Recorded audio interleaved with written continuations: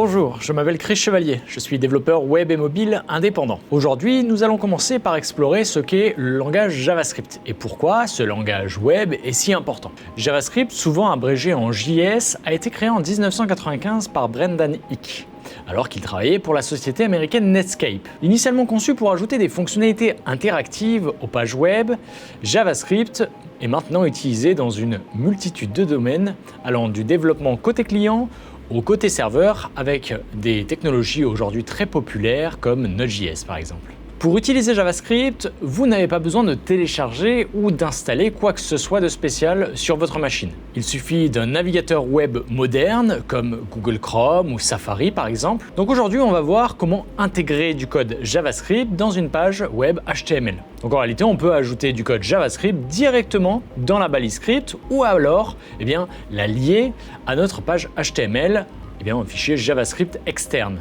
Donc on va commencer tout de suite avec un exemple assez basique. Alors pour ça, je vais ouvrir mon éditeur de texte, donc qui est Visual Studio Code dans mon cas, et puis je vais créer ici sur mon bureau une nouvelle application, un nouveau dossier, en tout cas pour l'instant c'est qu'un dossier, que je vais appeler app-notes, puisque ce sera une application assez basique qui permet de prendre des notes à la volée, écrites en JavaScript donc. Je vais tout de suite ouvrir un dossier en me plaçant ici. Et bien ce dossier, vous l'avez compris, c'est le fameux app-notes qui donc est vide. Pour le moment, je vais y créer un index.html, ce sera la page d'entrée de notre script JavaScript avec la structure qui va bien. Et puis je vais mettre le titre qui va bien également et puis un lien vers un JavaScript. Alors là, je peux écrire directement mon JavaScript ici en faisant document.write par exemple. Et document.write, c'est donc une méthode qui permet d'écrire du JavaScript. Ici, c'est du code généré en JavaScript. Hop. Si je lance mon application sur mon navigateur, alors pour ça, je peux passer par une extension qui s'appelle Live Server, que j'aime bien utiliser parce que ça me permet de gagner un petit peu du temps, que vous pouvez installer depuis Visual Studio Code, assez simplement, elle est plutôt bien notée d'ailleurs. Et puis je peux la lancer à l'aide de ce petit bouton-là si mon dossier est bien ouvert ici. Alors je le lance et du coup ça s'ouvre dans mon navigateur par défaut, à savoir Chrome pour moi. Alors ça s'est ouvert deux fois, donc je referme la première partie. Je vais zoomer un poil et là on voit que le texte a bien été généré en JavaScript. Alors bien sûr, c'est pas l'idéal, on aime bien séparer nos fichiers, vous le savez déjà pour le CSS, on va le mettre plutôt dans un autre fichier. Bien c'est la même chose pour le JavaScript, c'est-à-dire que ça, ce qui serait plus idéal, c'est de l'avoir dans un fichier, mettons script.js. Je vais du coup créer ce fichier-là ici. Et puis je vais essayer de lancer un simple console log ici. Alors console log, comme son nom l'indique, c'est un petit message qui va s'afficher en console. Donc un console log de Hello World et la console, elle apparaît dans le navigateur. Il suffit que je fasse inspecter, que j'aille dans l'onglet console. Je vais repasser sur une vue pleine. Console et je vois que mon message Hello World s'affiche correctement. En réalité, JavaScript utilise une syntaxe très proche de celle d'autres langages de programmation comme Java, dont le nom est inspiré, et le langage C. Découvrons les éléments de base de la programmation. Donc les variables, les types de données et les opérateurs. Donc c'est parti, on va retirer ce petit message en console et on va déclarer une petite variable message bonjour.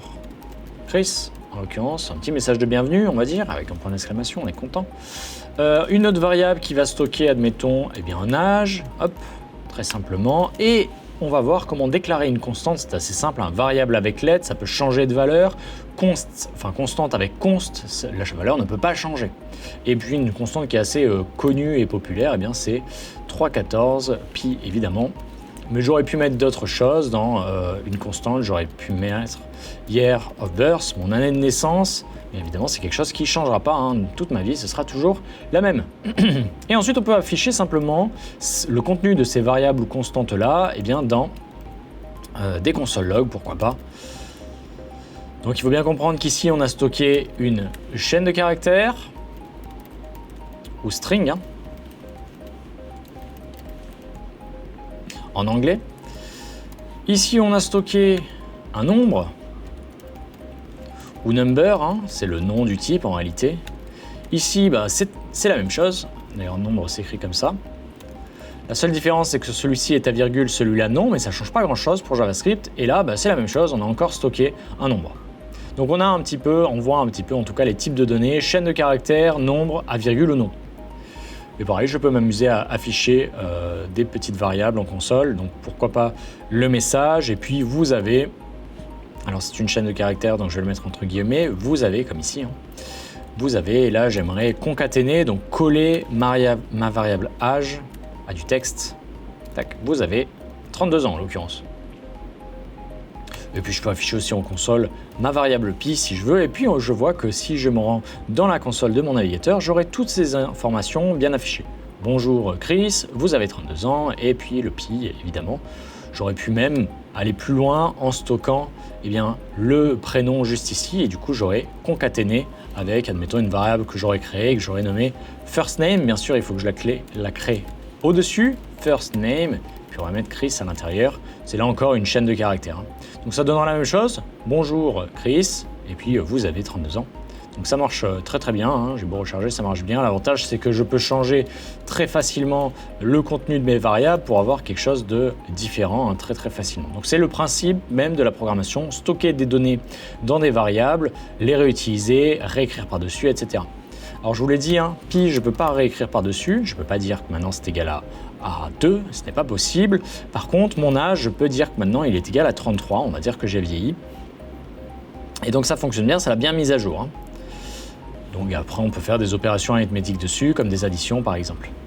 Donc vous l'avez vu, les types de données principaux de JavaScript sont les chaînes de caractères pour mon message, on appelle ça aussi des strings en anglais, les nombres pour mon âge par exemple, ou number en anglais, et les booléens, alors là on n'a pas vu, c'est plutôt pour les conditions, c'est soit true, soit false, soit vrai, soit faux. Les opérateurs en JavaScript sont utilisés de leur côté pour effectuer des opérations arithmétiques de base, ainsi que pour comparer des valeurs.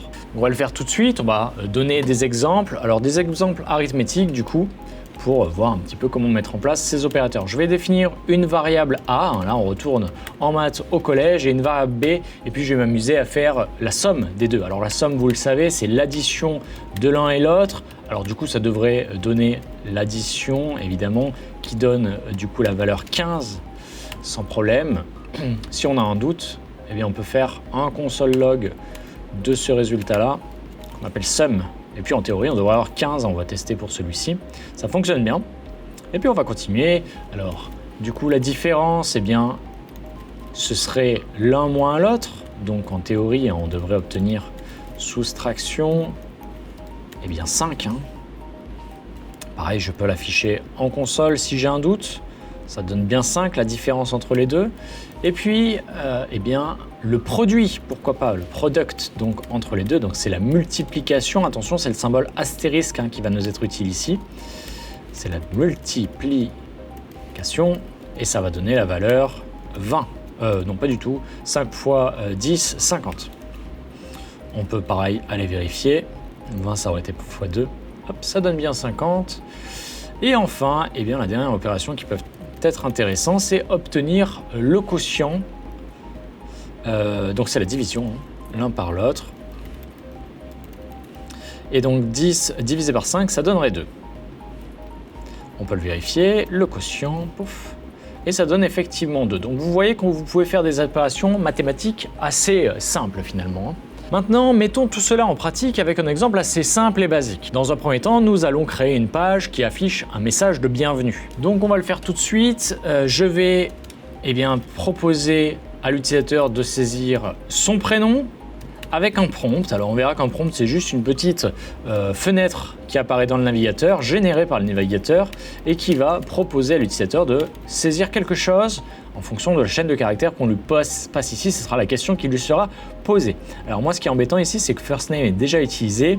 Comme moi, toute cette partie-là m'intéresse plus trop maintenant que j'ai avancé dans la logique. C'était pour montrer des exemples. Je vais tout simplement la commenter avec le raccourci Option sur Mac, je vais y arriver, ou Alt-Shift-F sous Windows. Donc Option Shift-F ou Alt-Shift-F sur Windows. Je vais du coup créer également une petite variable qui contiendra le message. Donc bonjour, first name, et du coup, hop, bienvenue sur notre page JavaScript, tout simplement. Bienvenue sur notre page, sur notre page JavaScript.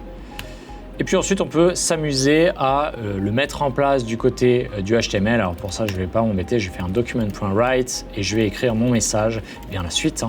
Donc, on est parti, je recharge la page évidemment directement. Alors attendez, hop, vous voyez que si j'annule, il n'a pas la valeur, donc il met nul à la place.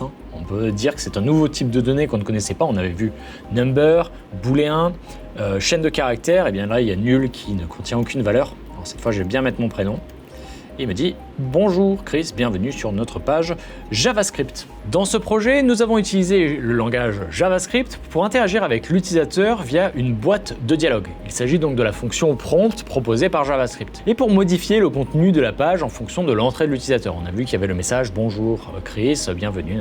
N'oubliez pas d'expérimenter de votre côté et de vous familiariser avec ces concepts de base. Ils sont les fondements de tout développement JavaScript. Dans cette introduction à JavaScript, nous avons vu comment intégrer JavaScript dans une page HTML, ses éléments de base de syntaxe donc, et comment créer une simple interaction utilisateur. Dans la prochaine vidéo, nous explorerons les structures de contrôle en JavaScript pour ajouter de la logique à nos scripts.